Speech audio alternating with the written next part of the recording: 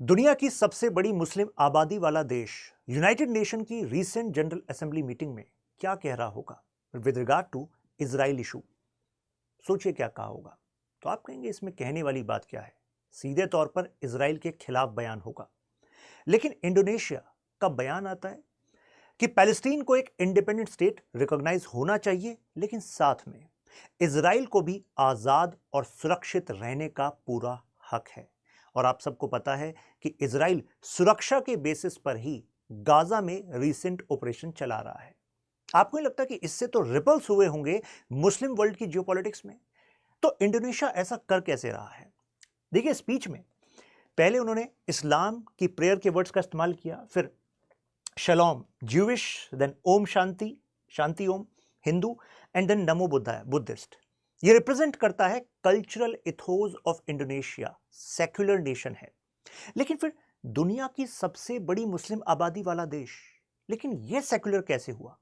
1945 में जब ये आजाद हो रहा था नीदरलैंड से, क्योंकि इससे पहले नीदरलैंड का राज था, फिर वर्ल्ड वॉर 2 की पॉलिटिक्स थी, बट द पॉइंट इज उसी समय पर साउथ एशिया की जो पॉलिटिक्स चल रही थी उसमें जिन्ना कह रहे थे कि मुस्लिम्स के लिए अलग देश होगा तभी मुस्लिम सुरक्षित रहेंगे, लेकिन यहां पर सीन अलग था। ऐसा कैसे?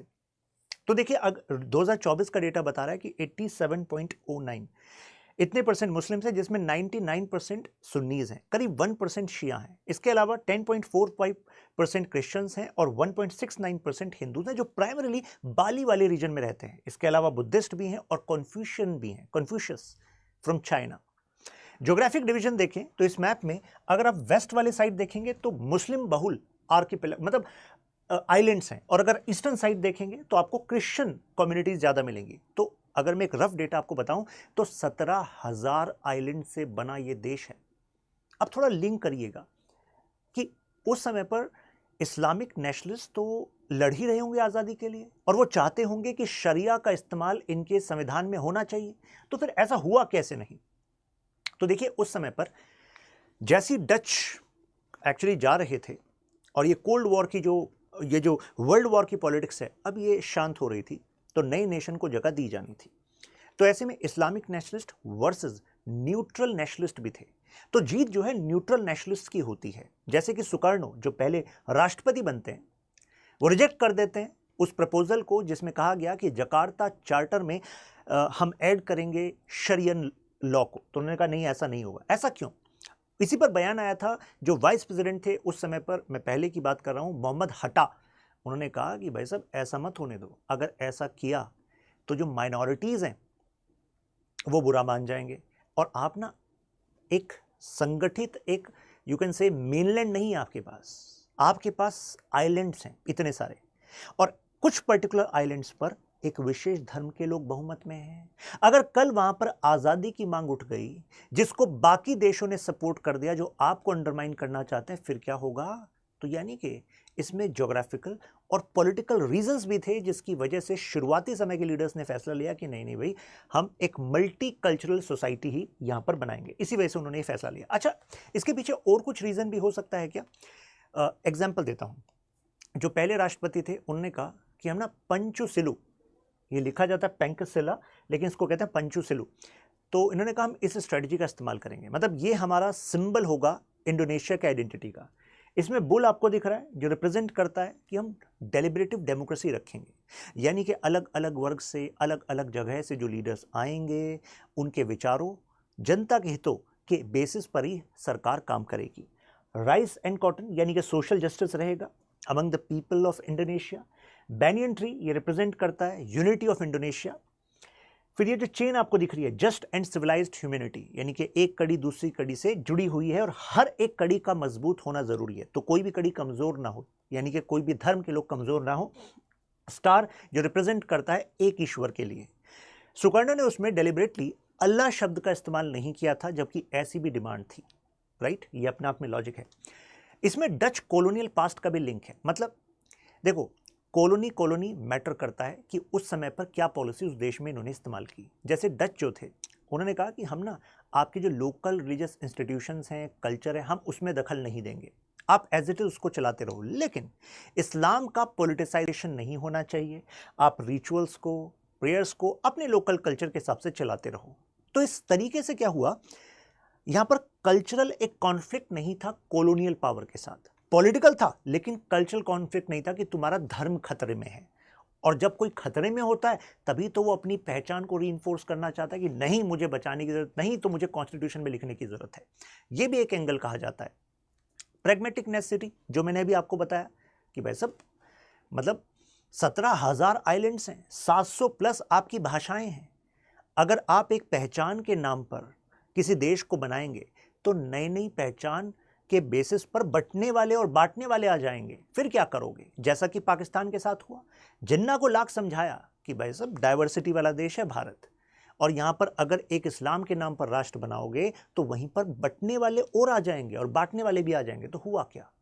देखिए 1971 बंगाल लिंग्विस्टिक नेशनलिज्म का पुश मिला। मतलब उन्होंने कहा कि भाई बंगाली आइडेंटिटी के बेसिस पर हमें चाहिए राष्ट्र।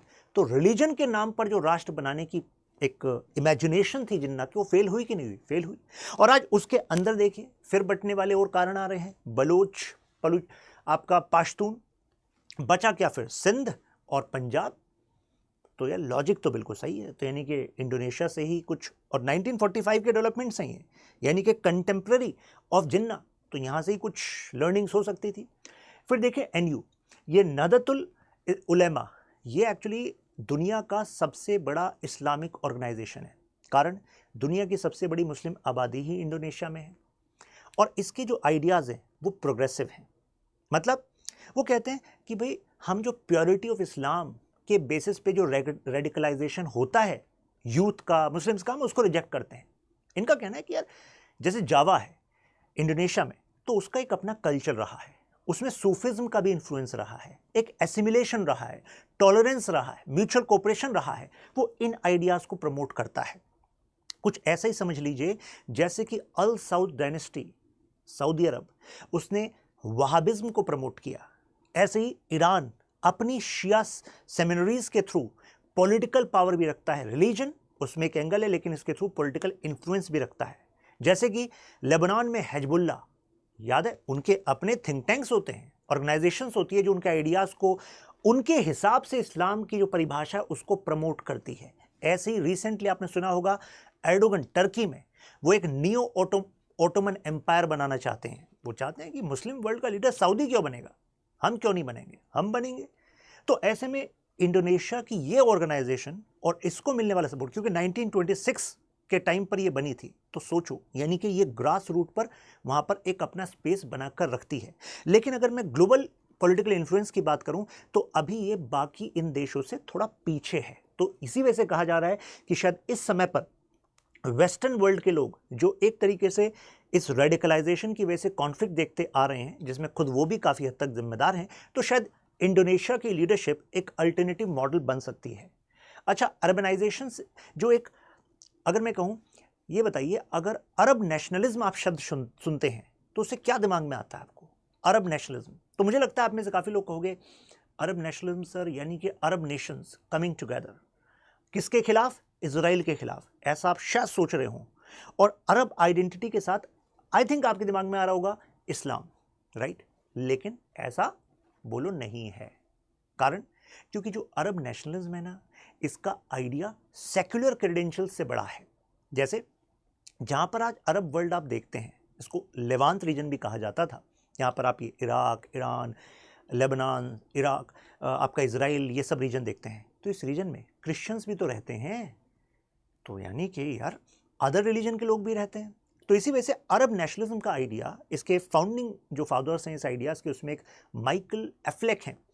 उनका कहना था कि जो अरब की पहचान है वो केवल मुस्लिम की पहचान नहीं है, यहाँ रह रहे माइनॉरिटीज़ भी इक्वल सिटीजन हैं and they should have this bond. मतलब क्योंकि अरबी भाषा और संस्कृति के बेसिस पर इनमें आपस में एक जुड़ाव होना ज़रूरी है, ये तरक्की और स्थिरता का आधार बनेगा। ये आइडियाज़ थे अरब नेशनलिज्म के। तो आप कहेंगे फिर ये चेंज कैसे हुए? चेंज कैसे हुए? जब ये इजराइल हुआ, और इजराइल के बाद जो 1967 का वॉर था ना, जब अरब लीग को एक तरीके से हरा दिया था इजराइल ने। और याद करो उस समय पर सबसे पहले अरब नेशंस में से कौन सा ऐसा देश था जिसने अपना पलड़ा बदल लिया था, मतलब पार्टी बदल ली थी, ऐसा आरोप उस देश पर लगता है? सही सोचे हैं आप, जिसके दिमाग में आया है। Answer is Egypt. इजिप्ट में जो नासिर थे वो अपने सेकुलर आइडियाज़ के लिए जाने जाते थे, याद है आपको नासिर। लेकिन जैसे ही इराक मतलब जैसे ही इस इजराइल वाले वॉर में ये सिनाई पेंसुला चला गया इनसे, तो ऐसे में उन्होंने कहा ये तो इजिप्ट का हिस्सा चला गया, हम इजराइल को ख़त्म करना चाह रहे थे, उसको हराना चाह रहे थे। तो ऐसे में यूएस ने बीच में इंटरवेंशन किया था, कैंप डेविड एग्रीमेंट साइन हुआ था और उसके बेसिस पे कहा सिनाई पेंसुला तुम्हें वापस दिला देंगे इजराइल से, लेकिन शर्त ये है इजराइल को रिकॉग्नाइज़ करो। तो इजिप्ट ने कहा ठीक है कर देते हैं रिकॉग्नाइज। तो उसके बाद जो अरब आइडेंटिटी थी ना वो रेडिकल इस्लाम की तरफ शिफ्ट हुई थी, ऐसा माना जाता है। जिसके बाद जो सऊदी है उसने अपनी प्रोमिनेंट लीडरशिप दिखाई और कहा कि भाई इसको तो बाहर निकालते हैं अरब लीग से, इजिप्ट को, और सेकुलर क्रेडेंशियल से कुछ होगा नहीं, यानी कि हमें इस्लामिक आइडेंटिटी एक साथ जोड़ेगी तभी हम इजराइल के खिलाफ हो पाएंगे। कारण वो है ना मुस्लिम वर्सेस ज्यू वाला एंगल। तो आप देख रहे हैं यहाँ पर जो थियोलॉजी है उसका एक अपना पॉलिटिकल रिलेवेंस है। आप में से जो लोग सोचते हैं ना अरे धर्म का पॉलिटिकल रिलेवेंस क्या होगा, अरे आस पास मतलब पॉलिटिक्स में उसका पूरा यूज है भाई, हिस्ट्री इससे शेप हो रही है, वॉर इसके बेसिस पे लड़े जा रहे हैं और इसके बेसिस पे फ्रेंडशिप, इकोनॉमी सब शेप हो रहे हैं। आगे और एंगल आपको बताता हूँ। लेकिन अब आप सोचोगे कि मिडिल ईस्ट में और क्या कारण थे जिसकी वजह से रेडिकल इस्लाम हमें मिडिल ईस्ट में दिखा लेकिन इंडोनेशिया में नहीं दिखा। तो देखो इसका एक एंगल ये भी है कि जो ब्रिटेन और फ्रांस जिन्होंने इस एरिया पर कंट्रोल करा जिसको हम मिडिल ईस्ट कहते हैं, जहाँ पर आप ये सऊदी नेशन अदर नेशन देखते हैं, तो याद करो वर्ल्ड वॉर वन के में ऑटोमन्स का जब डिक्लाइन हुआ तो इस पूरे रीजन को इन्होंने एक्चुअली काटा, मतलब काटा इन द सेंस ये इन पर टिप्पणी की जाती है कि आपने जो डिमार्केशन किया वो अनजस्ट था, आपने जानबूझकर इस रीजन की कल्चरल ये जो यू कैन से जो सैंक्टिटी थी उसको ब्रेक करने के लिए ऐसे आपने बॉर्डर्स डिवाइड किए कि इनमें आपस में कॉन्फ्लिक्ट बना रहे। एग्जाम्पल कुर्दिश लोगों का कहना था कि हमें अपना एक देश दे दो क्योंकि हमारी डिस्टिंक्ट कल्चर है, भाषा है। तो कहा भी क्या देंगे, लेकिन हुआ क्या, कुर्दिश लोगों को कुछ आपने इराक में रख दिया, वहां इराक में कॉन्फ्लिक्ट बना रहा, कुछ को आपने सीरिया में रख दिया, आज तक कॉन्फ्लिक्ट बना हुआ है, कुछ को आपने टर्की में रख दिया, टर्की में उनका एक्सप्लॉयटेशन हुआ, वहां पर वो अपनी एक पॉलिटिकल फोर्स इंसर्जेंसी के ग्रुप्स बनाकर खड़े हो गए। तो कहने का मतलब ये है कि ब्रिटेन और फ्रांस ये वेस्टर्न ताकतें चाहती थी कि मिडिल ईस्ट में कॉन्फ्लिक्ट बना रहे। अगर कॉन्फ्लिक्ट बना रहेगा इस कारण से नहीं बन रहा, लो इजराइल को सपोर्ट किया, world war one, Balfour declaration, तो यानी कि आपने खुद ऐसे कारण बना दिए कि इनमें ये कॉन्फ्लिक्ट में रहेंगे तो इन्हें हमारी ज़रूरत पड़ती रहेगी। लेकिन क्या डच लोगों की वैसी स्ट्रेटेजी थी इंडोनेशिया के लिए, क्योंकि इसको कहा जाता था Dutch East Indies, answer is no, वहां पर ऐसी स्ट्रेटेजी नहीं थी। वहां पर बताया ना आपको secular credentials, non intervention in the religious affairs. तो जाहिर सी बात है इनके अंदर, अरब के अंदर एक एंटी वेस्ट सेंटिमेंट होगा कि नहीं होगा, बताइए आप। और एंटी वेस्ट सेंटिमेंट ही बेस होता है रेडिकल इस्लाम का। एग्जाम्पल देता हूं, नासिर की मैंने बात बताई इजिप्ट में कि he was a secular leader, लेकिन नासिर के समय पर ही एक सईद कुतुब हुए थे, कोई बताएगा कौन थे वो? अरे मुस्लिम ब्रदरहुड के आइडिया को देने वाले, मतलब इनको फॉलोअर्स को कहा गया कुतुबी। ये समझ लीजिए कि रेडिकल इस्लाम का सबसे पहला जो पुश मिला वो इन्हीं के व्यूज से मिला। बाद में इन पर आरोप लगा कि नासिर की हत्या कराने के षड्यंत्र में आप शामिल थे, इनको हैंग कर दिया गया, फांसी हो गई। लेकिन इनके बाद ये मुस्लिम ब्रदरहुड की मूवमेंट और साथ में कई ऐसे ग्रुप्स हैं, रेडिकल ग्रुप्स, जिनकी आइडियोलॉजी का बेस इनके वर्क में था। Example al Qaeda. तो मुस्लिम ब्रदरहुड, सईद कुतुबी, इनका वर्क ये क्या था, ये एंटी वेस्ट था, क्योंकि इनके आइडियाज बता रहे थे कि western civilisation is threat to Islam and for that Islam has to ready in every possible manner, unite and be ready to fight. तो मुझे बताइए जब ये आइडियाज यहां पर जर्मिनेट होंगे तो ऐसे ग्रुप्स बनेंगे कि नहीं बनेंगे? बनेंगे, और वो फिर सबके लिए प्रॉब्लम क्रिएट करेंगे। तो ये भी एक कारण था ऐसा यहां पर होने का, कॉलोनी वर्सेस कॉलोनी, ये एक बड़ा कारण था। नेक्स्ट एंगल पर जाता हूं, कोल्ड वॉर की पॉलिटिक्स। याद है आपको कोल्ड वॉर, जब 1945 से 1991 वाला पीरियड, यहां पर यूएसए एंड यूएसआर इस मिडिल ईस्ट रीजन को मतलब प्यादे की तरह इस्तेमाल कर रहे थे कि अरे ये तो क्रिटिकल है हमारे लिए। क्यों? क्योंकि यहां था ऑयल। क्योंकि भाई 1938 ऑनवर्ड्स ऑयल डिस्कवरी, और ऑयल को एक्सट्रैक्ट करने वाली मेजर कंपनियां कौन थी? वेस्टर्न नेशंस की कंपनियां। उनको डर था कि कहीं यूएसएसआर अपना इन्फ्लुएंस इस रीजन में ना बढ़ा ले, और ऑलरेडी अफगानिस्तान में एक कम्युनिस्ट सपोर्ट वाली सरकार बन चुकी थी। उनको लग रहा था कि अफगानिस्तान से फिर एक्सपेंड होते हुए इस रीजन में कम्युनिज्म बढ़ सकता है। तो ऐसे में इस रीजन को अपने स्ट्रेटेजिक इंटरेस्ट के लिए कॉन्फ्लिक्ट में रखा गया। तो देख रहे हैं आप, it's not just about religion, it's about the situations which were there, और उसके रिएक्शन में फिर इस्लाम की क्या इंटरप्रिटेशंस निकली। क्या जबरदस्त लेयर है, जिसकी वजह से देखो कितना खामियाजा कितने सारे परिवार को उठाना पड़ा। पैलेस्टीन, तो पैलेस्टीन की जो आवाज़ है वो क्यों मतलब यहाँ पर वायलेंस को जस्टिफाई कर रही है? क्योंकि कहा ना, क्योंकि इजराइल वहाँ पर आ गया है, पैलेस्टीनियंस को अपनी जगह से हटाया गया है, तो ऐसे में वो एंटी वेस्ट सेंटिमेंट बनना ही बनना था। अभी मैं आगे बढ़ूंगा, यहाँ पर आप मेरे साथ कनेक्ट कर सकते हैं शशांक त्यागी फॉर यू, जिससे कोई भी वीडियो आपकी एनालिसिस मिस ना हो। Coming back to the topic, तो मिडिल ईस्ट में जो conflict oriented Islamic foreign policy है, ये भी एक बड़ा कारण बना। इसका मतलब क्या है? देखिए, सऊदी को पता था कि अगर मुझे स्ट्रांग बनना है तो स्ट्रांग बनने के लिए ना केवल इकोनॉमी नहीं चाहिए, स्ट्रांग बनने के लिए ये भी चाहिए कि ज़्यादा से ज़्यादा देश और उनके लोग आपके फेवर में हों। सऊदी के पास सबसे बड़ी एडवांटेज क्या थी? अरे, मुस्लिम धर्म की सबसे पायस लोकेशंस मक्का एंड मदीना। लेकिन क्या ये काफ़ी था आपको मुस्लिम वर्ल्ड का लीडर बनने के लिए? नहीं। आपको एक ऐसी आइडियोलॉजी को सपोर्ट करना पड़ेगा, फंडिंग देनी पड़ेगी, ट्रेनिंग देनी पड़ेगी जगह जगह जाकर देशों में, जिससे कि सबका अलाइनमेंट सऊदी के साथ हो जाए। एग्जांपल देता हूं, आप इंडिया की बात कर लीजिए। देयर वाज अ टाइम, अगर आपके घर में आपके दादा पापा हों, उनसे भी आप पूछेंगे, स्पेशली मुझे लगता है दादा दादी, तो आपको बताएंगे कि उस समय पर मतलब जो इन्फ्लुएंस था, जब सऊदी के वहाबिज्म का इन्फ्लुएंस नहीं था, तो इंडिया का जो इस्लाम है उसमें कोई भागदौड़ नहीं थी कि हमें प्योरिटी की तरफ जाना है। ये कहा जाता है कि इंडिया में एक एसिमिलेटिव कल्चर है।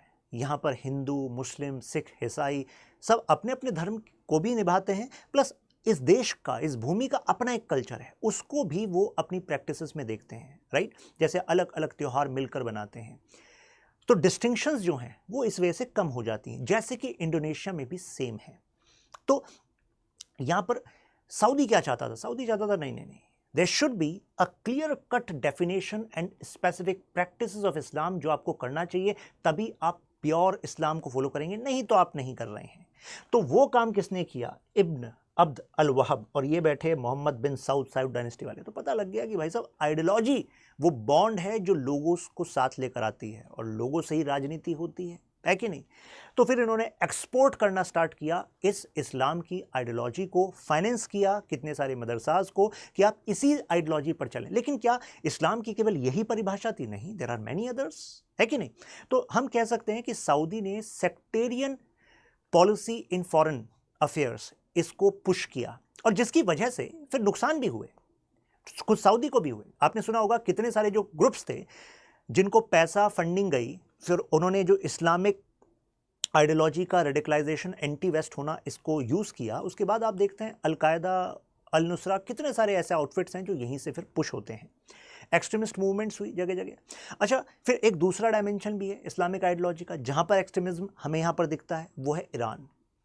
क्योंकि देखो, ईरान का भी शोषण हुआ, वेस्टर्न पावर्स ने किया, ऑयल को, रिसोर्सेज को एक्सप्लॉइट किया, और वहाँ के जो उनके लोगों पर पैसा खर्च होना चाहिए था वो कुछ प्राइवेट कंपनीज के पास गया, वेस्टर्न नेशंस के पास गया। प्लस उनकी जो जनता ने चुनी सरकार है उसके खिलाफ उन्होंने जनता को ही भड़का दिया। ऑपरेशन एजेक्स ऑफ CIA बताया था मैंने, एक वीडियो में एनालिसिस भी किया था। तो पॉइंट यहाँ पर ये है, 1979 में वो एक रिएक्शन था जो इस्लाम के लोगों के अंदर ऑलरेडी चल रहा था, वो बस बाहर आ गया और वो इस्लामिक रिवोल्यूशन बन गया। अयतुल्ला खमैनी लीडरशिप लेते हैं, और USA को सैटन कहते हैं और इजराइल को स्मॉलर सैटन कहते हैं। तो कहने का मतलब है दोनों शैतान हैं और इनके खिलाफ हमें लड़ना है। लड़ोगे कैसे? यहां पर भी जरूरत थी कि आपको अपनी आइडियोलॉजी को एक्सपोर्ट करना पड़ेगा, और उसके लिए ईरान क्रिएट करता है आर्क ऑफ रेजिस्टेंस, जिसके अलग अलग पिलर्स आपने सुना होगा, जैसे हुथीज इन यमन, ऐसी शाइट टेररिस्ट ग्रुप्स हैं इराक में, ऐसे ही लेबनान में आपका हिजबुल्ला। तो इन ग्रुप्स को पैसा, हथियार, ट्रेनिंग, सपोर्ट दिया, और इन सब का कमिटमेंट जाहिर सी बात है फिर ईरान के साथ रहेगा। और ऐसे ही फिर recent support to the Hamas, right, क्योंकि हमास सुन्नी है, राइट, सुन्नी ग्रुप है मेजरली। लेकिन यहाँ पर एक इंटरेस्टिंग ट्विस्ट है, वो इस वजह से क्योंकि ईरान अपने आप को पोजीशन करना चाहता है अबव सऊदी, कि भाई ठीक है, आप कैसे मुस्लिम वर्ल्ड के लीडर कहला रहे हो जब इजराइल के खिलाफ आप खुलकर जंग नहीं कर रहे हो, खुलकर बोल नहीं रहे हो, आप खुद यूएस प्रेशर में हो, या यूएस के इन्फ्लुएंस यानी कि सिक्योरिटी का जिम्मा आपने यूएसए को अपने यहाँ दे रखा है, तो आप कहाँ से मुस्लिम वर्ल्ड के सीधे सीधे लीडर हो गए? तो कंटेस्टेशन कहाँ से आया? ईरान से आया। तो इस वजह से हमास को फिर सपोर्ट भी दिया गया। फिर तीसरे कंटेस्टेंट भी हैं यहाँ पर आपके टर्की से, एर्डोगन। वो आपने देखा होगा उनके समय में टर्की में बदलाव आ रहा है। एक समय तो वो था जब वर्ल्ड वॉर 1 के बाद टर्की ट्रांजिशन हो रहा था कि एक सेकुलर डेमोक्रेटिक नेशन बनेगा, और एक आज का टर्की है जो इस्लामाइजेशन की तरफ जा रहा है। क्यों? क्योंकि उनका मानना है कि अगर मुझे अपनी ग्लोबल माइट को बढ़ाना है तो मुझे मुस्लिम वर्ल्ड का लीडर बनना होगा। और टर्की ऐसे में टारगेट किसको कर रहा है? वो एशियन रीजन को करना चाह रहा है। कारण, क्योंकि नदर्न अफ्रीकन रीजन और मिडिल ईस्ट रीजन पर प्रभुत्व जो है या तो सऊदी का है या फिर ईरान का है, कुछ जगह पर जो मैंने अभी आपको बताई। तो लेकिन इस एरिया में जितने मुस्लिम्स हैं उससे ज़्यादा मुस्लिम्स एशिया में हैं, और इसी वजह से टर्की कह रहा है अरे भाई हम हैं रियल रूलर, ऑटोमन्स, कैलिफ। आप देख रहे हैं टर्की पाकिस्तान की अलाइनमेंट, टर्की मलेशिया की अलाइनमेंट, और यहाँ पर इंडोनेशिया के साथ करना चाहेगा, लेकिन इंडोनेशिया कहेगा सॉरी ब्रदर, हम तुमसे तुम्हारे टर्म्स पर मुस्लिम वर्ल्ड का लीडरशिप ऐसा हम नहीं चाहेंगे, क्योंकि हमारे हिसाब से जो इस्लाम है हम जो फॉलो करते हैं वो अलग है। वो अपने आप में इंडोनेशिया के अपने सिंक्रेटिक कल्चर को रखता है, अपनी कुछ प्रैक्टिसेस को रखता है। हम ये प्योरिटी इम्प्योरिटी की दौड़ में है ही नहीं, राइट, जिसमें एक इन्फ्लुएंस और सूफिज्म भी है। तो ये 3 यहाँ पर कंटेंडर हो गए। ऐसे में अब इंडोनेशिया की अपनी पीस डिप्लोमेसी है, जो मैंने आपको बताया था ना, NU, ये जो ग्रुप है ये ट्रेन कर रहा है अपने उलेमास को इन इंग्लिश, सो दैट ये जो इनका वर्जन ऑफ इस्लाम है वो दुनिया में जगह जगह जाकर फैलाएं, जिससे एक progressive Islamic you can say movement develop हो सके। कितने अफगान से भी लोगों को यहाँ पर लाया जा रहा है, ट्रेन किया जा रहा है कि भाई तुम अफगानिस्तान में अब स्टेट पावर में आ गए हो भाई तालिबान, अब थोड़ा सा प्रोग्रेसिव हो जाओ, अब तुम इस कॉन्फ्लिक्ट के चक्कर में मत पड़ो, अब अपने देश के लोगों पर फोकस करो। तो यार यहाँ पर इनके पास एक सॉफ्ट पावर का एंगल हो सकता है, मतलब ये एक नेक्स्ट अल्टरनेटिव हो सकता है। और आपको नहीं लगता ऐसे अल्टरनेटिव को इस समय पर दुनिया के काफ़ी देश सपोर्ट कर सकते हैं, जो ऑलरेडी मिडिल ईस्ट की इस कॉन्फ्लिक्ट वाली पॉलिटिक्स से तंग आ चुके हैं, है कि नहीं? तो NU जो है ये कर सकता है, जैसे डेलीगेशंस बना रहा है, स्कॉलरशिप्स दे रहा है, जैसे कि खुद ईरान भी देता है। आप देखिएगा दुनिया भर से जो स्पेशली जो शिया मुस्लिम्स हैं, यूथ जो है वो वहाँ पर जाता है, पढ़ता है, जिसका खर्चा आपका ईरान देता है, ऐसी सऊदी भी स्पॉन्सर करता है। तो सिमिलरली ये कर रहा है, बट इसका जो आइडियाज़ हैं वो सेक्युलर है, पंचुसिलु वो प्रिंसिपल्स हैं, कोऑपरेशन वाले प्रिंसिपल्स हैं, टॉलरेंस वाले प्रिंसिपल हैं, ये वायलेंस को सपोर्ट यहाँ पर नहीं कर रहा। अब इजराइल पैलेस्टाइन जो कॉन्फ्लिक्ट है ये इसकी बिल्कुल एग्जैक्ट केस स्टडी बन सकती है। जैसे अभी जो रिसेंट बयान आया था इनका यूनाइटेड नेशन जनरल असेंबली में, उन्होंने क्या कहा? उन्होंने कहा कि देखो इजराइल, हम आपको रिकॉग्नाइज करने के लिए तैयार हैं, आप पैलेस्टाइन को स्टेट बना दो। तो यानी कि एक ट्रांजैक्शनल काइंड ऑफ डिप्लोमेसी भी है, और साथ में ऐसा स्टेटमेंट भी है कि पैलेस्टाइन को स्टेट बनने का हक है, तो इजराइल को भी स्टेट बनने रहने का हक है और सेफ रहने का हक है। तो जाहिर सी बात है इस बात को कितने ऐसे इस्लामिक नेशंस हैं जो रिजेक्ट करेंगे, लेकिन ये कह रहा है। अब इस पर इंडोनेशिया का कहना है कि भाई आपने अपनी पुरानी अप्रोच से क्या पा लिया? कॉन्फ्लिक्ट, कोई सोल्यूशन है?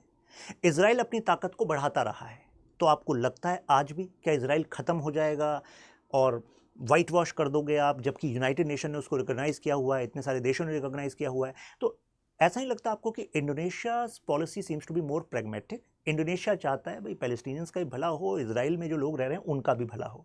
तो इस को-ऑप्शन की स्ट्रेटजी को UN के लेवल पर एक मेजर सपोर्ट मिला है रिसेंटली, इस वजह से यहाँ पर इसका जो स्टेचर है वो बढ़ते हुए दिख रहा है। और प्लस अपने रीजनल, क्योंकि आसियान में आता है, अपने रीजनल लेवल पर भी अगर रेडिकल इस्लामाइजेशन कहीं पर बढ़ता है तो वहाँ पर भी ये अपने स्कॉलर्स को भेजते हैं। अच्छा, एक और इंटरेस्टिंग बात है, रेडिकल इस्लामाइजेशन को काउंटर करने के लिए, स्पेशली वो 2014 वाला जो टाइम था जब आईसिस दुनिया भर में यूथ को भड़का रही थी, अपने नेटवर्क को बना रही थी, तो उसका असर इंडोनेशिया पर भी हुआ।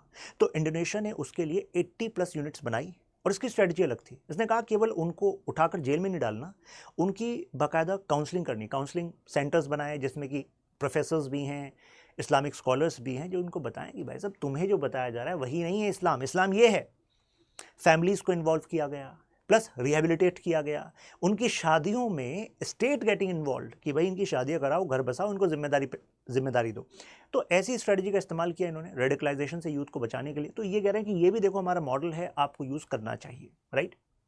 Now Indonesia the leader of the world, तो अल्टीमेटली मैं पता ही लग गया, ये वाली जो बातें मैंने अभी आपको बताई, तो इन सब से शो तो हो रहा है।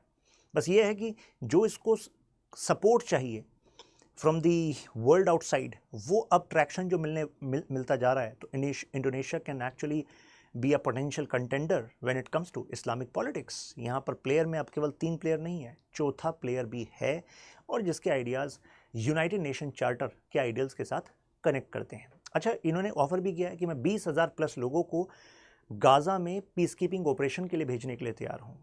तो और कहा है कि हम जिम्मेदारी लेंगे, we are not just preachers, हम एक्टिव इन्वॉल्व होंगे इस ग्लोबल पॉलिटिक्स में।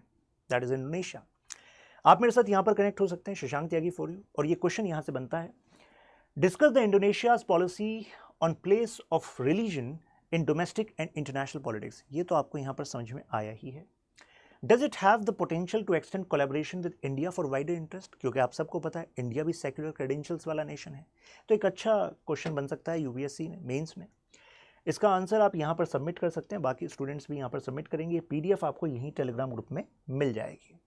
अगर सब कुछ है आपको क्लियर, यू कैन मेंशन वाह। आपकी जो independent opinion, do share, you can share this video as well. मिलते हैं आपसे नेक्स्ट सेशन में, ख्याल रखिए अपना। जय हिंद।